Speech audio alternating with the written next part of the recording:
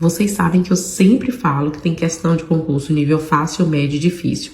Esse assunto aqui é um assunto que em concurso cai de forma muito fácil e ele pode vir subentendido, na verdade, em outros tipos de questões que a gente acaba tendo que fazer esse tipo de cálculo. Então eu vou dividir esse vídeo em duas partes, porque aqui eu vou explicar e no outro vídeo eu vou gravar uma questão para você ver os exemplos, tá? Antes da gente entender regra de 3, você precisa entender o que são grandezas.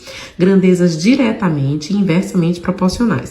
Grandezas diretas são aquelas que quando a questão fala de um item e de outro, quando um aumenta, o outro aumenta, ou se um diminui, o outro diminui. Por exemplo, quantidade de tintas que eu compro e a quantidade de área pintada. Claro que quanto mais tinta eu tenho, mais a área é pintada. Então, a conta é uma grandeza direta. Agora, quando a grandeza é inversa, por exemplo, velocidade e tempo. Se eu aumentar minha velocidade, eu chego bem mais rápido, ou seja, eu diminuo o tempo.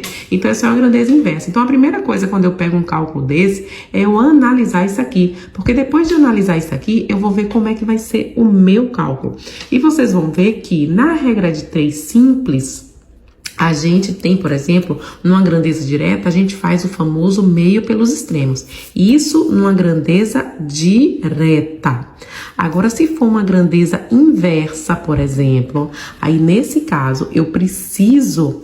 Vamos supor que eu tenha aqui, eu tô colocando letras, mas vamos supor que sejam números. A gente não faz o famoso meio pelos extremos. A gente faz, ó, esse vezes esse igual a esse vezes esse. Então, A vezes C seria igual a B vezes D, quando a grandeza é inversa. Então, toda questão de regra de 3, por favor, primeiro identifica se ela é direta ou inversa, para depois você armar lá o cálculo. Lembrando que a regra de 3 pode ser simples ou composta, mas isso já fica para um próximo vídeo.